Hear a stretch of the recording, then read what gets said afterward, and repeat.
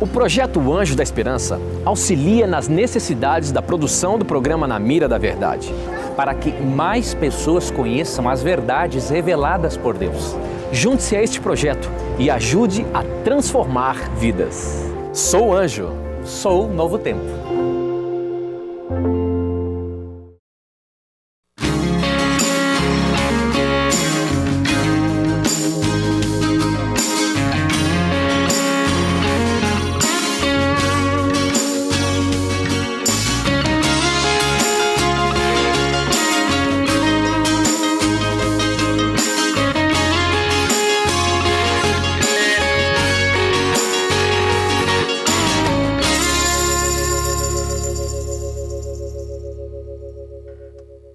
Olá, como vai você?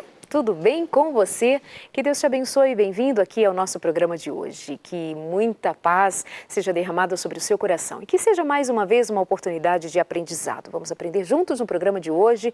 Hoje nós chamamos a atenção dos pais, dos professores, de toda a família, todos que têm contato ou se importam em atender melhor as crianças, em trabalhar um pouco mais de perto, com um pouco mais de qualidade, o comportamento, os sentimentos, as emoções. Então vai ser uma conversa bem família, bem do coração da gente, para você ter o cuidado de saber que caminho tomar, que rumo dar quando alguma coisa desperta a tua atenção referente ao seu filho. E mais, tem ainda aqueles que não atentaram para alguma dificuldade dos seus filhos. Talvez nós, pais, em algum momento vamos negar que tem alguma dificuldade que precisa ser atendida, talvez nós vamos negar até reconhecer que o nosso filho, que aquela criança está precisando de ajuda, nós vamos dizer, não, é assim mesmo, tá tudo bem, tá tudo certo, que isso, não, aí a mãe diz alguma coisa, o parente, o amigo mais próximo, e você se nega, mas aí nós estamos negando a oportunidade de esta criança ter qualidade de vida, ser melhor atendido, mais de perto por mim e por você. E no programa de hoje, a nossa conversa vai ser com alguém especializado no assunto, no atendimento das emoções, da saúde mental das crianças e dos adolescentes também. O psiquiatra que vem ao programa de hoje é a sua primeira vez, Dr. Wilson Lessa. Bem-vindo, muito bom tê-lo aqui com a gente. E eu que agradeço a oportunidade. Muito bom. Então você aí de casa aproveita, manda pra gente a sua pergunta, vai ali na nossa página no Facebook, deixa o seu comentário, já temos aqui algumas perguntas que já vou lançar e ele vai respondendo pra gente, nos ajudando com a temática de hoje. Combinado assim? Fique à vontade, esse é o seu consultório de família, fique muito à vontade para perguntar a hora que você quiser, mesmo quando termina o programa, nós queremos ouvir você. Mas aproveite agora. Doutor Wilson, quando nós falamos das dificuldades mentais, emocionais, como é que está, como que é o cuidado com a criança nesse sentido? Às vezes dá-se a impressão para a maioria dos adultos que, por exemplo, quando nós falamos de depressão, é uma doença dada aos adultos e que criança não fica depressiva. Fala um pouquinho disso, como se dá, quais são tuas preocupações iniciais para essa conversa? Sim, eu acho que o primeiro ponto importante é deixar claro que a criança não é um adulto em miniatura. Ok. Então, quando se pensa em algumas patologias, alguns distúrbios ou transtornos da criança, é muito particular da criança, então a gente tem que ter um olhar voltado, diferenciado para elas. Então, por exemplo, quando se fala em depressão infantil, os sintomas da depressão infantil, do que a gente chama de um quadro transtorno depressivo maior, são um pouco diferentes do adulto. Okay. Geralmente no adulto a gente vai ver o isolamento, a anedonia, que é a dificuldade de sentir prazer com as coisas, e de certa forma alguns sintomas da criança não acontecem tanto no adulto. Por exemplo, na criança uma coisa que é comum na depressão é a agressividade, o comportamento violento. E o que é importante? Perceber se isso teve uma mudança no padrão ao longo do tempo ou se a criança sempre foi assim. Na depressão infantil, a criança tem essa mudança do padrão de comportamento, ou seja, uma criança que não tinha determinado distúrbio e que começa a apresentar depois. Outra coisa que a gente acaba pensando em depressão infantil também é a questão do aproveitamento, do desempenho escolar. Aquele aluno que só tirava nota 8, nota 9, de repente começa a tirar uma nota mais baixa que isso. O desinteresse também pelas atividades de lazer, as brincadeiras, o convívio com outras crianças, mudanças do padrão alimentar, isso é importante também, tanto para mais quanto para menos. Então, a mudança no padrão, não necessariamente comer mais ou comer menos, mas essa mudança do padrão. Então, a principal característica que os pais, professores, educadores precisam estar atentos é se houve alguma mudança brusca de comportamento da criança. Não necessariamente brusca, mas se houve essa mudança. Qualquer tipo de mudança já pode ser Isso, uma indicação. Isso.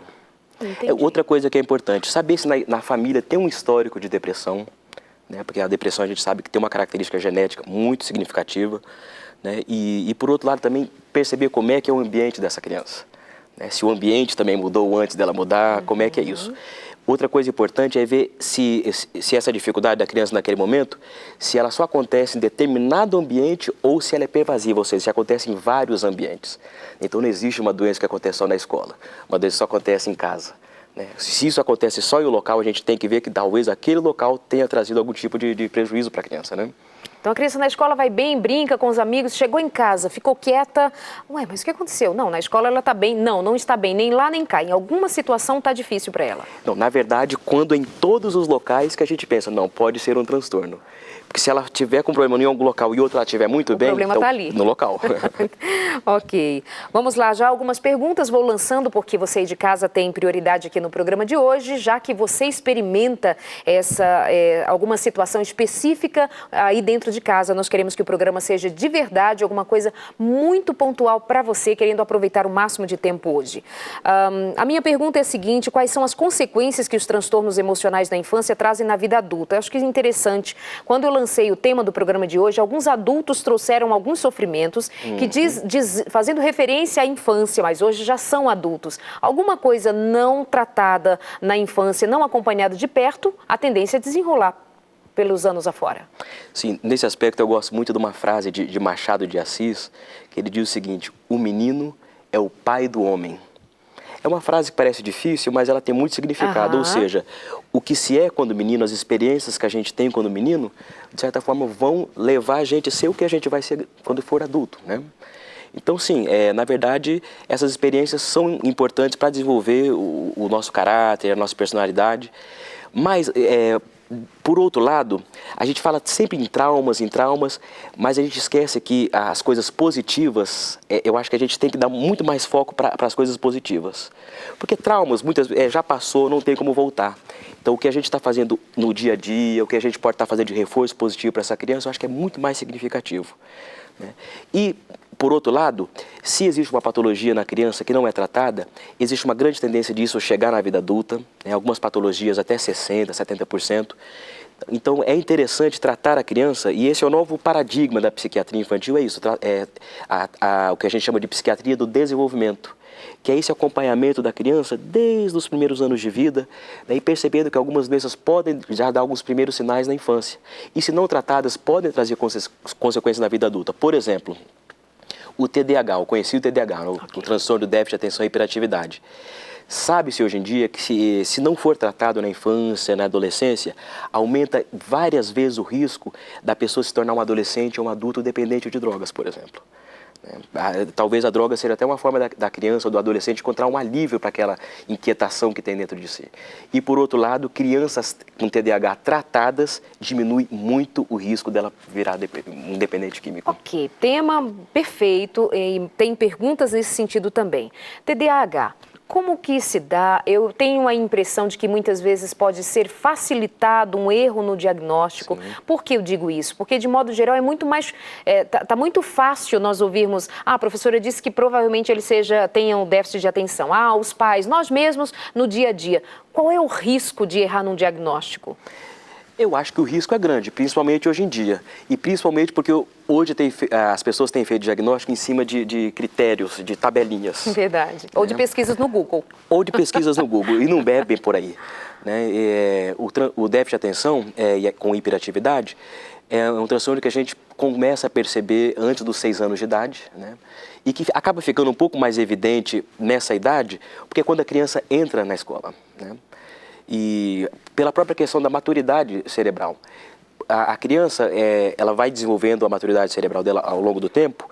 Então, uma criança com 3 anos, não é esperado que seja uma criança comportadíssima, que vai ficar sentada durante todo o tempo aqui, ou que não vai fazer barulho, né? Então, devemos lembrar disso, que algumas crianças são mais ativas naturalmente, então não é uma criança com 3, 4 anos, não, essa é hiperativa, vamos procurar o médico, vamos tratar. Não, está fazendo parte do desenvolvimento dela essa questão da inquietação, da hiperatividade. Agora, se isso persiste numa certa idade. Os professores percebem isso facilmente.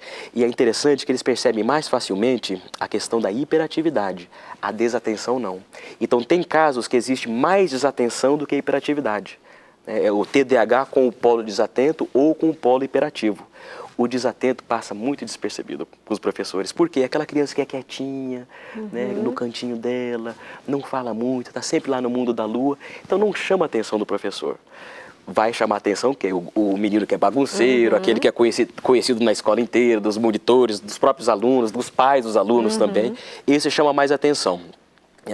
Hoje em dia, infelizmente, tem sido feito muito diagnóstico em cima disso, apesar do que existem também muitas crianças que não são diagnosticadas, né? Acabam, de certa forma, caindo no senso como, essa criança é mal educada, essa criança não tem limites, e nem sempre é assim. Quando é que os pais podem perceber? Porque digamos que essa criança tenha 7 anos de idade, passou daquele período ali de desenvolvimento que você falava, aos 3 anos, 4 anos, ela tem, sei lá, 7 anos, 10 anos e ela é muito agitada. Que espécie de agitação? E se ela é apenas uma criança muito criativa, muito esperta, muito envolvida, qual que é o limite, assim, para esse parâmetro? Por outro lado, a criança hiperativa, geralmente ela tem um grau de desatenção. Né? Então, a criança hiperativa, possivelmente, ela vai ter uma dificuldade no aprendizado. Né? E ela pode ser taxada como burra, como preguiçosa. Né? Então, geralmente, tem uma reclamação da escola. É pontual essa questão com relação à desatenção, está sempre presente. Em casa, como que pode se perceber isso? A criança tende a ser muito desorganizada, muito esquecida, né? Desatenta, às vezes, da mãe chamar e a criança está vendo um programa de televisão e a criança não prestar atenção. A mãe fala alto e a criança está ali, né? E existe o que a gente chama de hiperfoco também, que às vezes confunde um pouco. Não, meu filho não é desatento, porque o desenho lá ele assiste todinho e se eu chamo ele nem olha para mim. O hiperativo, o desatento, ele tende a ter hiperfoco com algumas coisas, ou seja, aquilo que ele gosta tende a ser extremamente focado, o que pode às vezes confundir. Mas geralmente existe uma reclamação na escola, né? Às vezes os familiares em si, tios, percebem isso, falam com os pais, às vezes até razão de briga entre família por conta disso. Mas existe, eu acredito que existe uma percepção, eu acho que é uma questão do olhar mesmo, parar para olhar. Isso é uma coisa que a gente tem pouco, tempo para os filhos. Se não tem tempo, a gente não consegue nem observar o que eles são, o que eles estão fazendo. E a vida passa e não se percebe que chega na adolescência, chega na fase adulta e o que aconteceu, né? Um abraço para Débora Ribeiro Lopes, ela diz: Darleide, uma bênção, um programa, um beijo para você, muito obrigada. Estivemos juntas nesse final de semana, né? O Lucas participando. Como fazer quando o adolescente tem a facilidade de se enturmar com outros adolescentes? Boa, segura aí, a gente vai falando um pouco mais da infância e a gente faz no outro momento a respeito das adolescentes. Tenho uma filha com 9 anos de idade, morre de ciúmes da irmã de 4 anos, não sei mais o que faço, ela fica agressiva, chora muito. Se eu der um beijo na menor, ela fica dizendo que só gosto da menor e não dela. E às vezes penso que a diferença de 5 anos é muito entre elas e não sei, me ajudem. Luciana. Eu acho que um pouco desse ciúme é natural e esperado, né? A diferença de 5 anos, quando a irmã nasceu, ela estava reinando 5 anos na casa. De repente alguém chega para tomar o trono dela. Mas eu acho que os pais devem agir com naturalidade, sabendo que é um sentimento comum da criança, né? De certa forma, muitas vezes essa criança ela não foi preparada para esse momento também, sabe? A mãe estava grávida e foi vendo a criança crescer e não explicou como é que seria. Então, acho que precisa ter esse diálogo com a criança também. Hoje, sabe? como é que ela faz hoje? Esse diálogo funciona. Ela tem 9 anos. Como é que essa mãe deve se comportar hoje diante dessa situação? Eu acredito que a mãe tem que pedir conversar com os professores, ver como é que essa criança na escola também, para ver se ela não tem esse padrão na escola também, de ciúme de outros coleguinhas, alguma coisa nesse sentido. Mas eu acho que mais interessante é trabalhar com essa criança em casa mesmo, se tiver essa dificuldade, procurar uma ajuda de um profissional aí também. Para ajudar na elaboração desse sofrimento, né, e dessa fluência da amizade com a irmã. Também há que se ver que algumas crianças têm um grauzinho a mais de egoísmo, né? Talvez ela tenha se acostumado num padrão de ser tudo para mim, eu sou o centro das atenções, e agora minha mãe fica dividindo. E precisa ter um olharzinho um pouco mais de perto, um pouco mais delicado, pensando na personalidade dessa menina, né? E é nesse ponto que o primeiro filho, muitas vezes é interessante pensar em colocar ele numa escola um pouco mais cedo, se ele não tiver primo, se não tiver outras crianças por perto, para ela aprender a se socializar, aprender a dividir. Não sei como é o caso, né? Mas tem que saber isso. Será que essa criança tinha outras crianças por perto, né? É interessante. Tem mais uma pergunta que diz o seguinte: minha filha tem 1 ano e 10 meses, é um bebê, e ela está muito agressiva, batendo, jogando as coisas. Estou muito preocupada, ela está nascendo os dentinhos. Não sei se isso está relacionado, mas me preocupa. 1 ano e 10 meses. Agressiva, batendo muito, jogando as coisas. É normal dessa idade? Pode ser muitas coisas, né? Por isso que era importante ver e conversar e fazer uma história. Mas dentre as coisas que podem ser, que é mais comum da gente ver, a criança está refletindo o que ela vê em casa. Né? Os pais que brigam muito, que discutem muito, né? De certa forma essa criança está reagindo com imitação. E nessa idade começa a imitação. Então ela pode estar de certa forma refletindo o que os pais fazem. Pode ser outras coisas também. Mas é muito importante a gente pensar, isso aí acaba sendo uma dica geral, não só para quem perguntou, né? Sim. Discussão, eu acho que a gente tem que tentar ter a frieza de fazer separado, não fazer na frente das crianças.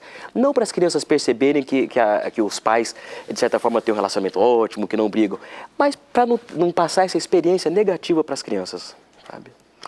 Tem algumas pessoas que dizem que não, a gente não pode proteger a criança, ela tem que entender, participar. A questão é que a criança não tem a mesma leitura, não consegue fazer a mesma leitura que nós adultos fazemos. Tem uma história aqui de uma moça que diz ela ficou 6 meses separada do marido e neste período o filho tinha 4 anos de idade. Após os 6 meses, ou melhor, quando eles se separaram, a mãe chamou o filho e contou para o filho que o papai não estaria mais morando em casa e, segundo ela, teve uma conversa com aquela criança dizendo que o papai continua sendo seu pai, mas não vai morar aqui em casa. Ok, mas 6 meses depois o pai volta para casa e esse menino tem uma certa resistência com esse pai. Hoje eles moram juntos, né, continuam morando juntos e a preocupação dela é que essa resistência com o pai permanece. Apesar de ela ter feito um trabalho de meio de campo ali com aquela criança, meio de campo não, melhor não falar dessas coisas de meio de campo, futebol, né, nada disso, deixa pra lá. Então, assim, ela tem medo que isso seja ainda um reflexo daquilo que ela passou naquele período da separação. Pode ser, pode ser uma reação da criança à sensação de abandono do pai. Mas, por outro lado, eu acho que esse pai pode agir ativamente agora, né?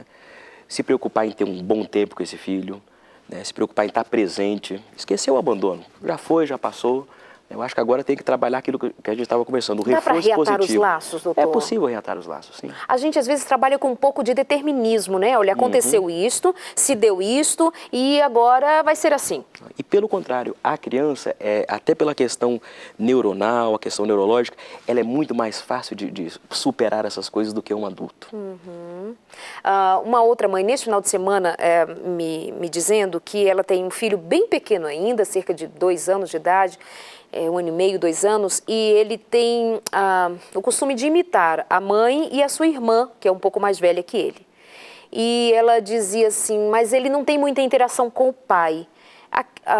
E a preocupação justamente da não presença desse pai, fazendo esse corte aí nessa relação, e o menino imitando muito a irmã e a mãe, e a mãe estava muito assustada, o que fazer? Aí a gente chama a atenção de novo para aquilo que você pontuou agora há pouco, né? Precisa ter tempo para as crianças. Aí o pai tem tempo para uma academia, o pai tem tempo para um esporte, o pai tem, ou a mãe, a gente tem tempo para tudo, mas e filho que exige a atenção da gente, é alguma coisa que a gente precisa atender agora, senão depois fica difícil para a gente atender numa outra situação, se perceber. Senão, a identidade da criança está se formando nesse momento. Sim, né? A gente imita o que vê. O que não está presente não tem como imitar. Essa é a questão.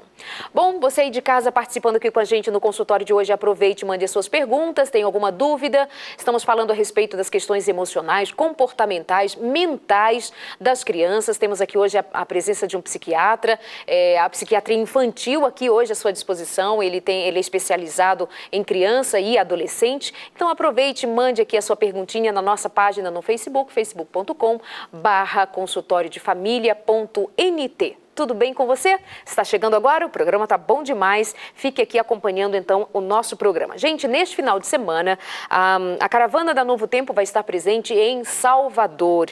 A Glauce, do Caixa de Música, a Luciana Santana, do Conexão, a pastora Laerte Lanza, do Anjos da Esperança, o pastor Leidivan Ross, do programa Lugar de Paz, Arilton Oliveira, do Lições da Bíblia não. Eu sempre troco o nome dos programas do Bíblia Fácil. Muito bem, mas pastor Antônio Tostes, do programa Saldo Extra, Euzinha, aqui do Consultório de Família e do Sem Tabus, Tito Rocha, também vai estar presente ali do Na Mira da Verdade, e ainda outros amigos, companheiros da Rádio Novo Tempo. Estaremos neste final de semana, ou melhor, mais precisamente no sábado, em Salvador. E a grande programação acontece a partir das 17 horas, vai ser na Avenida Luiz Viana, no bairro Paralela, em Salvador, Bahia. Você é o nosso convidado muito especial a partir das 5 da tarde. Combinado assim, muita festa, temos cantores, o Arte Trio vai estar presente, Cíntia Alves, Daniel Lidick, coisa boa estarmos juntos ali na cidade, na capital, Salvador, no próximo sábado, a partir das 5 da tarde. Pela manhã,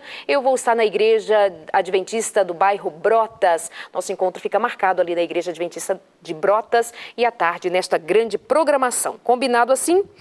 Doutor, a agressividade, nós falamos no início, uma mãe me perguntou agora, eu acho que ela não entendeu muito bem, estava chegando, ela então pergunta, a agressividade então pode ser um sintoma de depressão infantil? Pode. A rebeldia? Também. Também? Também. A mãe fala e o menino não faz, o pai não faz, não obedece, pode ser, tem alguma coisa ali ligada àquele comportamento às emoções? Pode ser depressão, mas pode ser uma questão também situacional, algum problema que a criança está passando na escola.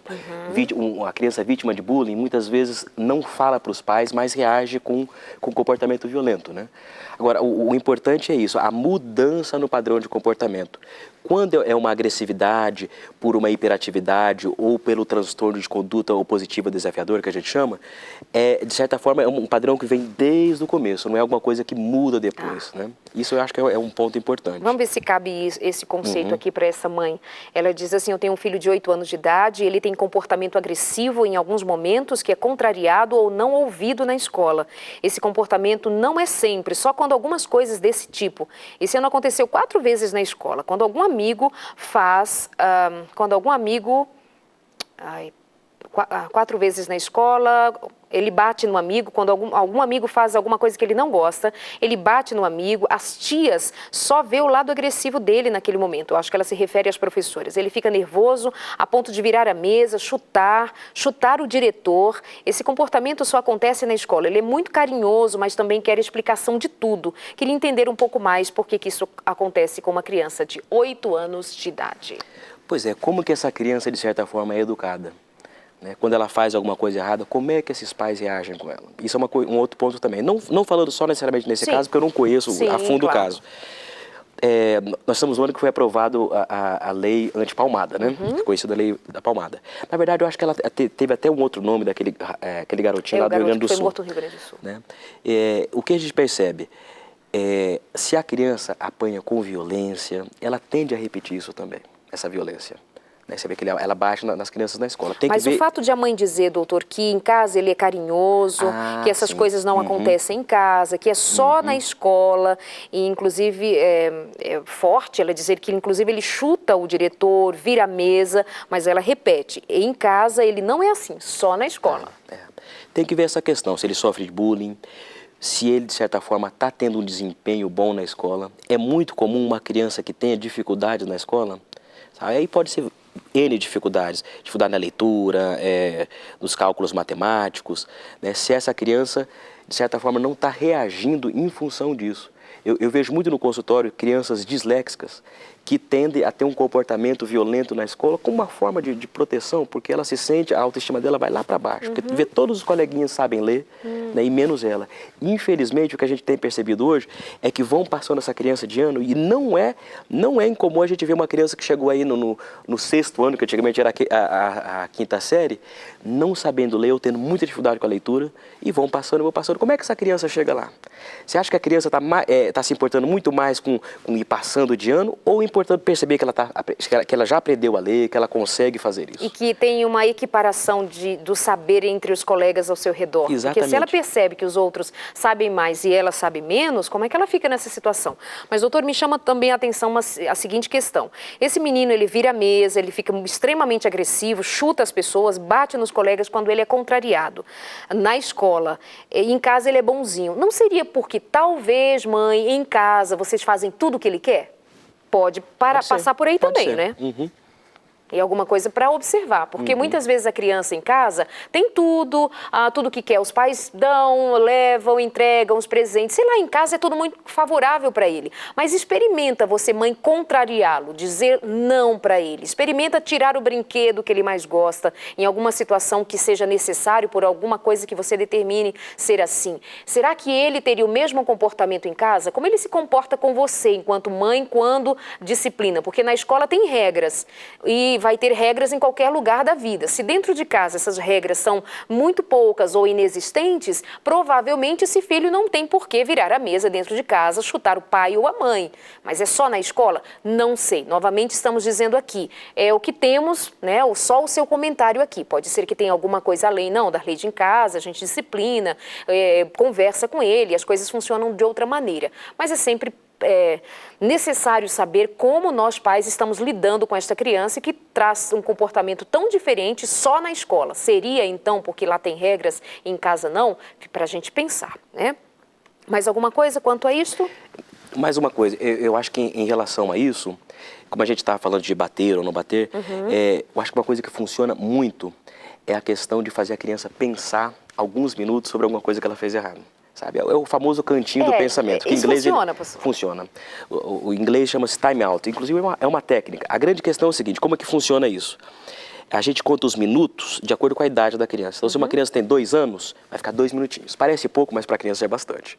Para a criança, 2 minutos é uma eternidade, para uma criança de 2 anos. Né? Se for acima de 5 anos, os 5 minutinhos estão ótimos. Não mais do que 10 minutos.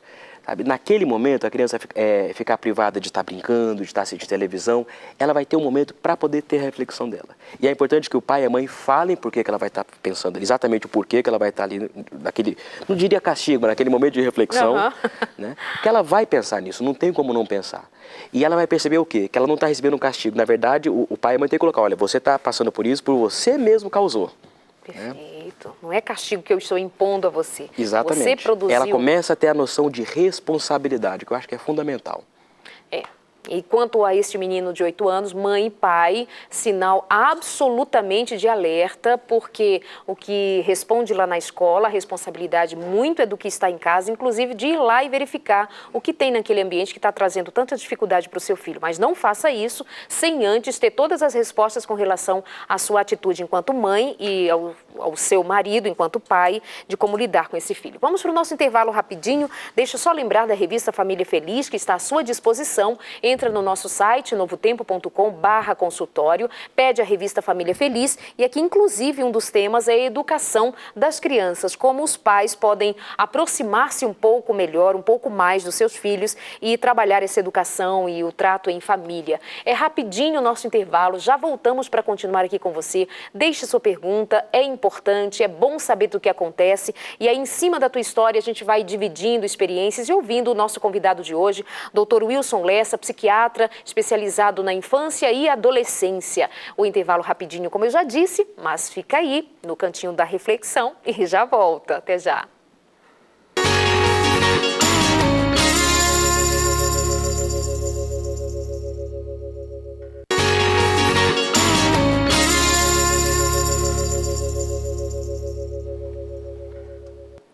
Vamos mandar abraços para os amigos que pedem para mandar abraço. Se desse para mandar para todo mundo, mas o tempo é muito rapidinho. Rosane Nakamura, lá no Japão, acompanhando o consultório de família. Um beijo para você. Obrigada de tão longe aqui na nossa companhia. Que delícia.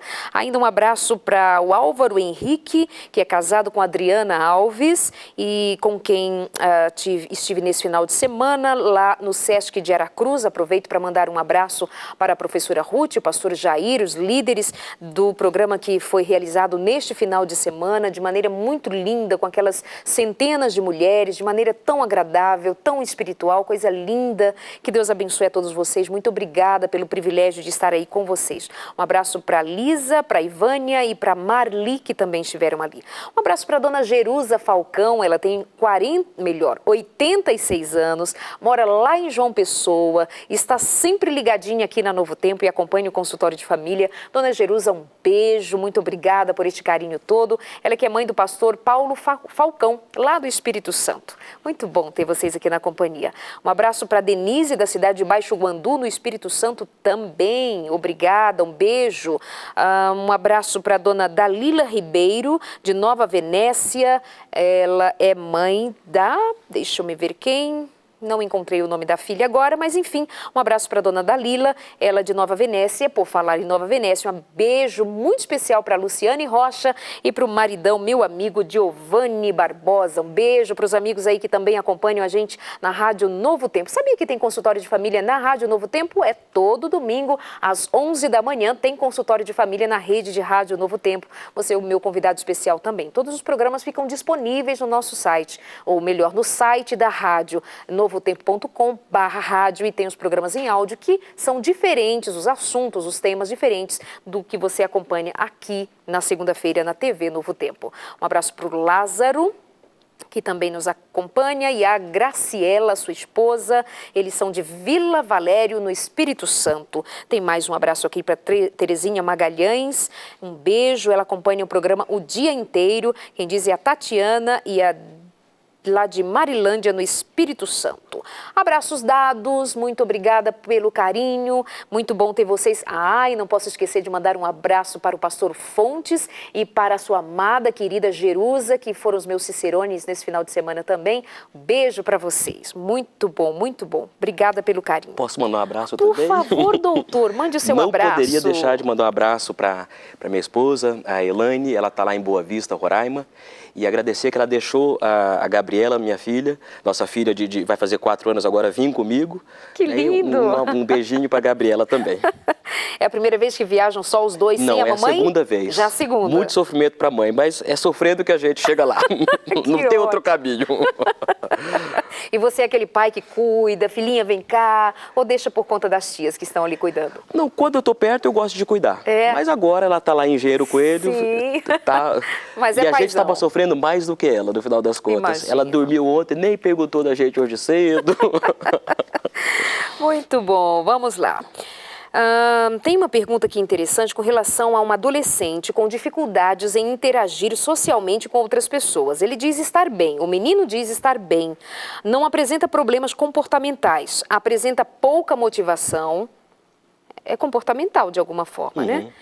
Apresenta pouca motivação, pouca interação, e ele funciona melhor, ele trabalha melhor virtualmente. Seus amigos e seus relacionamentos são basicamente virtuais. Isso pode ser um sinal de depressão?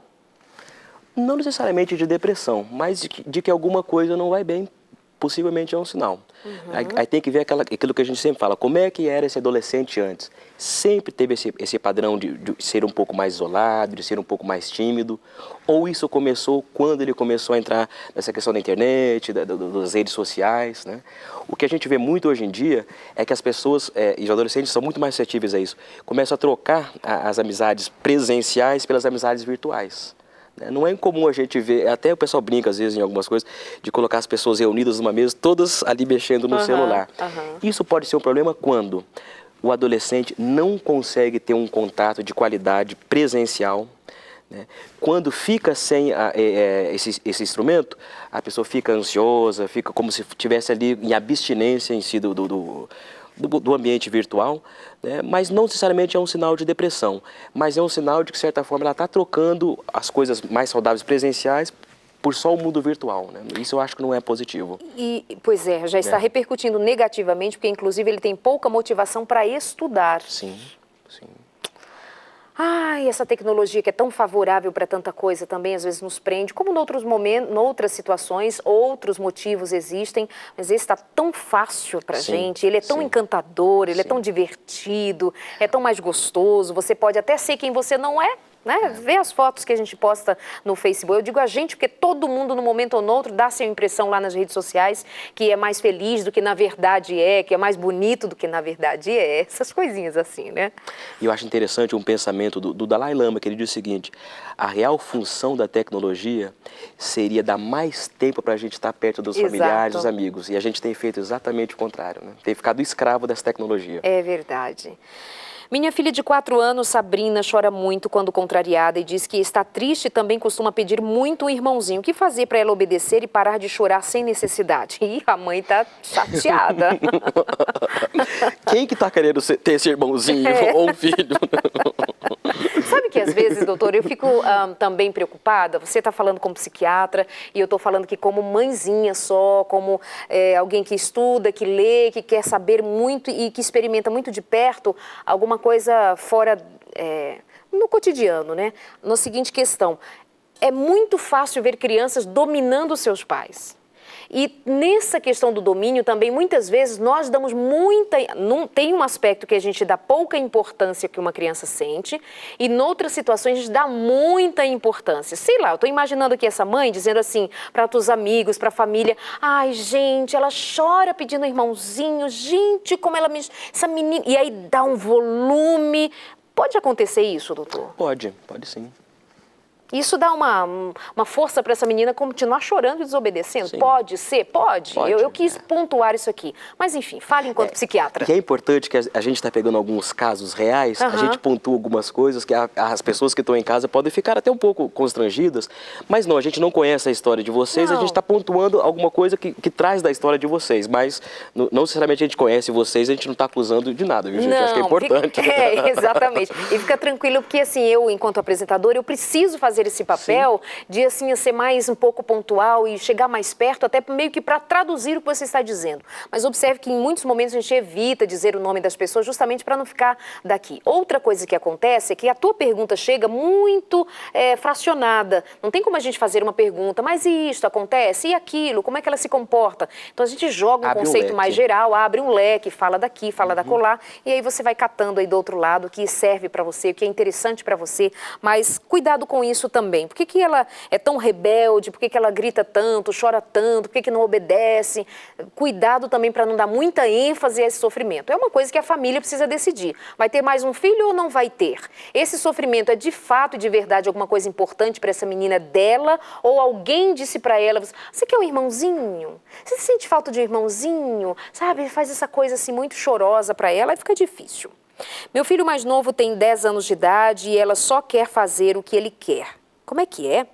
Meu filho de mais novo tem 10 anos de idade e ele só quer fazer o que quer. E ele já foi repreendido, mas não aceita, simplesmente chora. Gente, tá chegando tanto questionamento aqui de criança desobediente. O que acontece, doutor? Fala mais aí desse sintoma de desobediência, rebeldia. É dos pais ou dos filhos? A impressão que eu tenho é que volta naquela questão do tempo. Sabe, do tempo que os pais têm para os filhos. Sabe? Muitas vezes essa mobilização das crianças de chorar, eu quero isso, eu quero aquilo, é uma forma de tentar trazer a atenção dos pais. Peraí, você tem que ficar mais comigo, sabe? E às vezes mobiliza-se muito mais um pai quando a criança está gritando, está agitada, do que uma outra situação.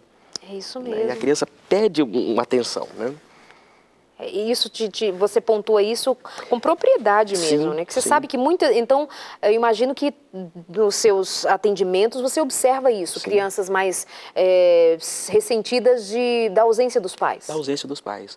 E não adianta delegar a educação para os professores, o que a gente tem visto muito hoje em dia também. E a gente tem visto o outro lado também, que é os professores cada vez mais estão adoecendo.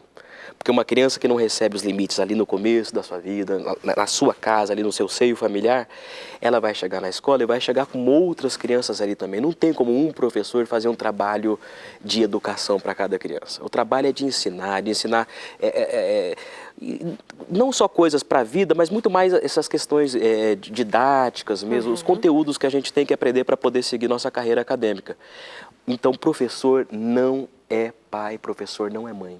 sabe? E isso muitas vezes os pais acabam confundindo, até porque não tem muito tempo para os filhos, aí colocam os filhos na escola de manhã, colocam o filho à tarde, depois. Na verdade, não é nem pensando só no desempenho das crianças, às vezes é para ocupar o tempo da criança, uma coisa que ele não pode estar presente, acaba ocupando as crianças com outras coisas.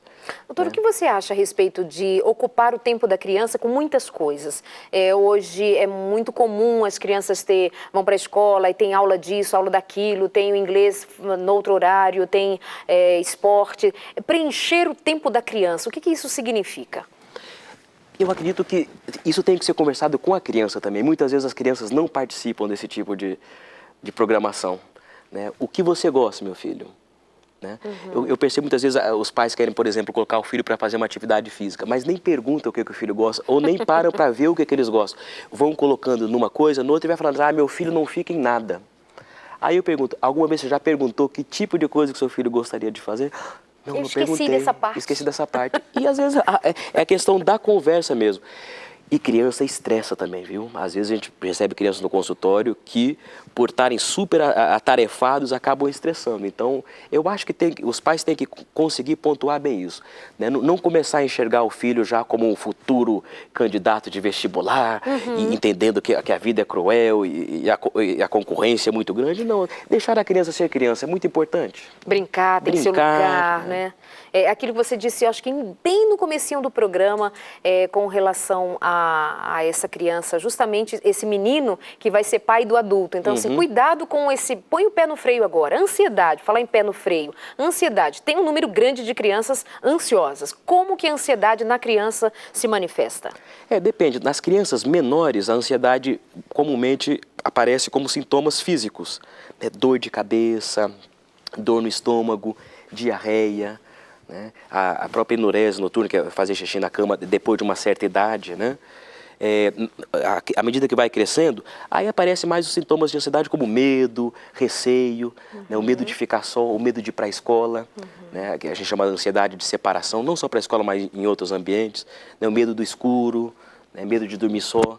Todos esses acabam sendo sinais aí de ansiedade. Né? A questão da comida também, na ansiedade, é muito comum a criança comer bastante para tentar aliviar a ansiedade.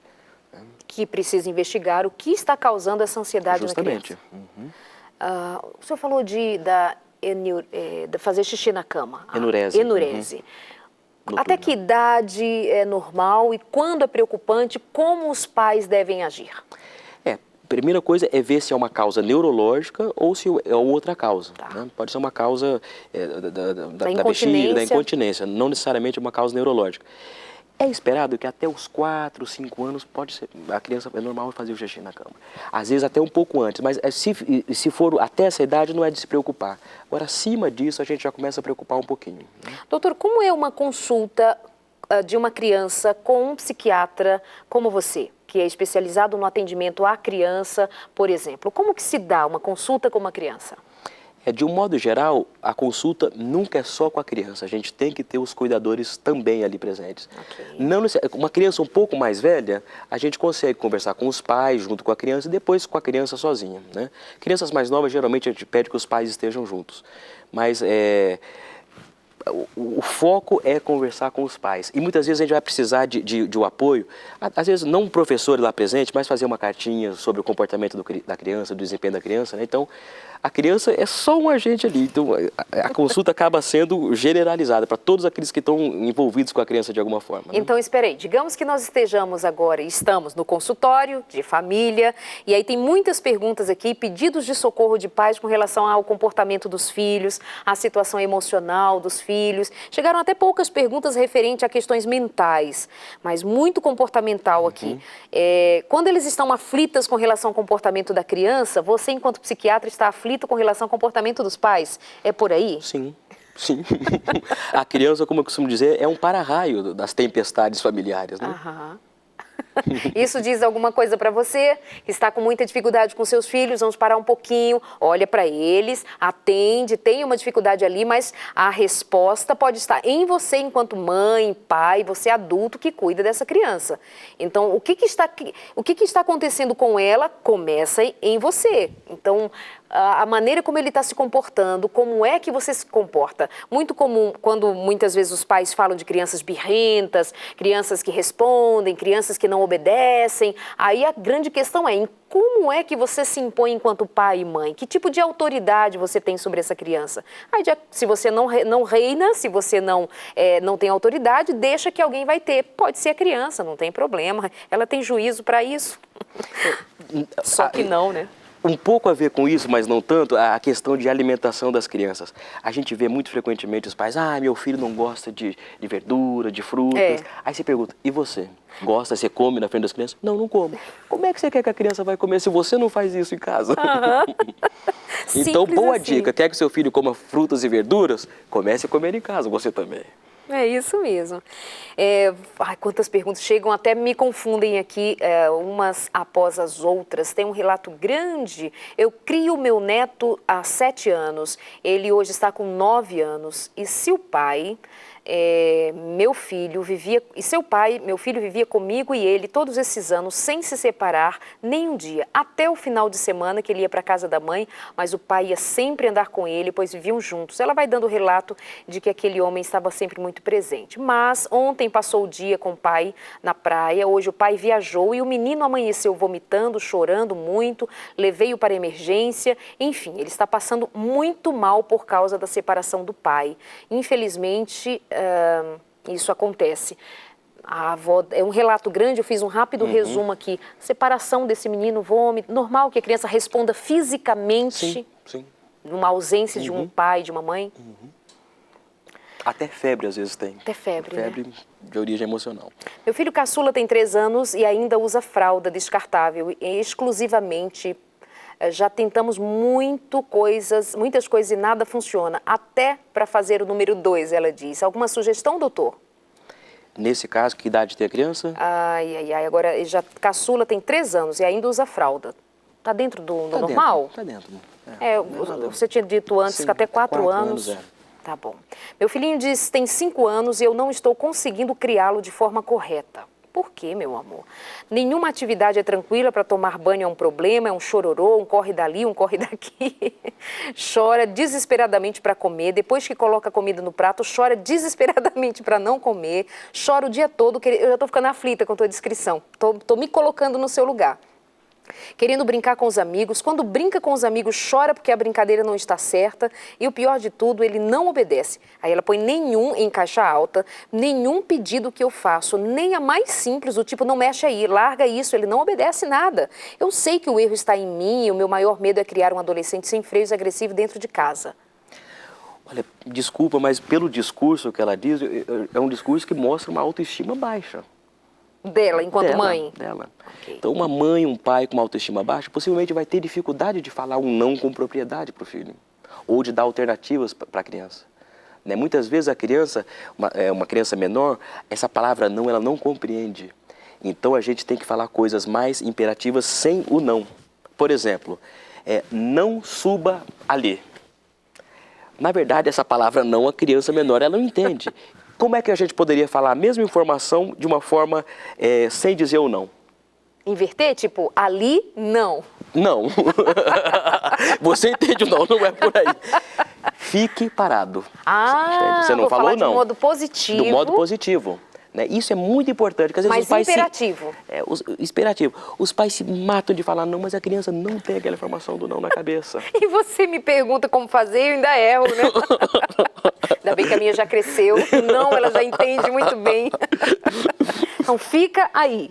Tá, o que mais você achou dessa descrição aqui dessa mãe que está apavorada? Quantos anos tem a criança? 5 anos, né? Pois é, essa criança, possivelmente, não sei se é filho único, mas seria interessante essa criança, de repente, estar numa escolinha, se não está ainda. Por quê? Porque é mais fácil essa criança começar a seguir regras vendo outras crianças numa escolinha seguir também. Entendi. Agora, se essa criança for para a escola também e tiver essa dificuldade ali, aí talvez seja alguma coisa mais relativa à hiperatividade, à alteração de conduta opositiva, né? A gente tem que dar uma olhadinha nisso. Você viu que ele contraria muito a mãe? Ele chora muito para comer, aí ela dá comida, e ele chora muito para não comer. Ele chora muito para brincar com os amigos. Quando a brincadeira começa, ele diz, não quero mais. O que pode ter nesse polo toda hora aí sendo atingido? Pois é por isso que eu tenho a impressão que essa mãe também precisa buscar uma ajuda, ver se ela não está um pouco deprimida, porque de certa forma, como essa mãe transparece para a criança, eu acho que é a forma que a criança acaba reagindo também, né? Eu não teria que ver um caso mais especificamente para a gente poder falar alguma coisa com mais propriedade nesse caso, sabe? De novo eu estou vendo o psiquiatra dizendo assim, eu precisava chegar mais perto da mãe, né? Tem alguma questão ainda relacionada à mãe, à autoestima, ao valor de si mesma, o que pode ser... Mãezinha, vamos buscar ajuda. Realmente a situação é grave. E aproveitando, a gente no consultório percebe também o preconceito que se tem ainda de procurar um psiquiatra. Verdade. A palavra psiquiatra não significa medicina da loucura, é medicina da alma, né? Então é muito comum a gente ver o pediatra, mesmo dentro dos médicos, né? Ah, mãezinha, seu filho parece que tem algum problema, eu vou encaminhar para o neurologista. Eu vou encaminhar para um psicólogo. E às vezes é um caso que já poderia ser passado como psiquiatra, para o psiquiatra fazer o encaminhamento para o psicólogo se for necessário, né? Então eu acho que é importante a gente cair um pouco desse preconceito. Não significa que vai para o psiquiatra que vai tomar medicação, a gente vai fazer uma avaliação dessa criança, né? E eu acho que vencer o preconceito já é um primeiro ponto importante, sabe? E se é importante. Meu filho tem 5 anos e de um ano para cá está muito agressivo, irritado, não sei como proceder, fica nervoso. Nós já dissemos algo bem semelhante, já falamos a respeito. Doutor, a partir de que idade é indicado tomar medicação para o TDAH? Depende. Se é um quadro leve, que é contornável, é ideal esperar, ver como é que vai ser quando entrar na escola, ver se esse transtorno vai, de certa forma, trazer um prejuízo grande para essa criança ou não. Tem casos mais brandos que não precisa tomar medicamento, né? Tem casos um pouco mais graves que pode tomar medicamento depois dos 6 anos, em alguns casos até um pouco antes. Mas é importante o diagnóstico diferencial. Não é incomum a criança ter alguma alteração neurológica, alguma alteração da família da epilepsia, por exemplo, sem necessariamente ter a convulsão, que a criança tem como sintomatologia a agressividade, a inquietação. Então, por isso que levar um profissional é importante para fazer um diagnóstico diferencial, né? Nem toda agora, uma coisa dessa outra mãe que ela falou, né, da mudança, né, foi de um ano para cá, de 5 anos, a criança com 4 anos que começou essa mudança, né? Exatamente. Deixa eu aproveitar e mandar um abraço aqui para minha amiga Grazi, lá de Porto Alegre. Beijo para você, amada. Saudade de você, das meninas, da família toda, da vozinha. Um beijo para você aí em Porto Alegre. Para todos os amigos gaúchos também, muito obrigada pelo carinho. Tenho uma filha de 6 anos e tem dificuldade para ir ao banheiro, fazer o número 2. Faço de tudo, laxante, diálogo, massagem. A pediatra disse que algo está acontecendo, preciso verificar. É possível ela ter ansiedade ou medo? O que pode ser, doutor? Pode ser ansiedade mesmo. O nome técnico é encoprese, né? Na idade dela, 6 anos, teria que saber como é que essa criança na escola também, como é que foi o desenvolvimento da linguagem dessa criança, porque existem outras patologias que podem cursar com essa dificuldade. Né? Mas a ansiedade realmente pode fazer isso sim. Um pai diz que meu filho tem encoprese desde os 2 anos e hoje ele tem 7. O psiquiatra não resolve muito, o psiquiatra não resolveu e o tratamento psicológico também. Ele diz que não percebe, que não sente, que não tem vontade de ir no sanitário e se agravou após a morte do tio dele. A criança hoje tem 7 anos de idade e sofre de encoprese. Eu acredito que tem que fazer uma avaliação também com profissionais de outras áreas, né? Vai que é algum problema intestinal mesmo, né? Afinal, desde os 2 anos e pode ter piorado, aí de certa forma pode ter piorado uma questão de ansiedade, uma depressão, mas vai que é uma causa fisiológica que não cerebral neurológica, né? Meu marido e minha sogra tiveram depressão e outras pessoas na família devem também. Isso poderia ser hereditário, pois tenho um filho de 11 anos que gosta muito de ficar isolado e meu marido meio que super protege com receio de que ele também desenvolva depressão. Isso estaria o prejudicando ao invés de ajudá-lo? A superproteção do pai para que esse menino não desenvolva uma depressão? Depende de que tipo de superproteção que ela está falando, né? Agora, que existe um componente hereditário é muito importante. Mas tem alguma superproteção positiva, doutor? Na verdade, não, né? Então. Mas o que ela chama de superproteção? Isso que eu queria saber. Sei lá, vai vendo que não deixa o menino se jogar, não deixa o menino sofrer algumas consequências de uma brincadeira mais pesada. Estou aqui divagando. Sim. Mas se essa mãe descreve como superproteção, a mãe descrever, é porque deve ser. Alguma coisa deve acontecer. Mas não adianta. super protege em casa e em algum momento ele vai ficar vulnerável na escola, em algum outro ambiente, né? E não tem muito como proteger, Não tem muito como de uma proteger. depressão, né? Não tem. Ou também. Ela vai acontecer se aqui dentro não estiver resolvido. Mais ou menos. Existem os fatores facilitadores, né? Então, eu costumo dizer que a genética, vou dar uma comparação, é como Sim. se a gente riscasse um fósforo numa pólvora. A gente pode ter fatores ambientais e fatores genéticos aí entrelaçados. Na verdade, a gente tem essas coisas entrelaçadas. Se você risca um fósforo em cima de uma terra, o fósforo vai pegar o fogo e vai apagar ali. Se você risca na pólvora, vai acender aquilo. Se você risca na pólvora misturado com a terra, vai acender um pouquinho. E a gente percebe isso, porque, por exemplo, acontece uma situação muito traumática com uma criança, a perda de um pai, a perda de uma mãe. Se fosse uma coisa assim, toda criança que perde o pai fica deprimida. Então a gente fala, não, é só uma questão ambiental, mas não, a gente percebe que isso aí acaba sendo muito particular da criança. Tem criança que desenvolve uma depressão numa situação dessa, tem outras crianças que não desenvolvem. Né? Então tem os fatores genéticos, sim, mas tem os fatores ambientais. Então é lógico, se uma criança tem uma carga genética para depressão e vive num ambiente disfuncional, muito mais facilmente ela vai desenvolver isso. Sim. É o que a gente estava falando da psiquiatria do desenvolvimento. Né? Em outras palavras, como que a gente pode prevenir de uma doença mental aparecer depois, ou se aparecer de uma forma mais branda. É possível isso. E aí que está essa questão ambiental, acaba, de certa forma, sendo muito importante. Ou seja, o cuidado daquele pai com aquele menino, no sentido de protegê-lo de situações mais agressivas, talvez seja por conta disso, né? É uma proteção nesse sentido. E aí, se ela não ultrapassar os limites e deixar esse menino viver também, talvez seja alguma coisa positiva. Sim, é isso que você... Exatamente. Chegamos ao final do programa de hoje. Que peninha. Doutor, você atende em...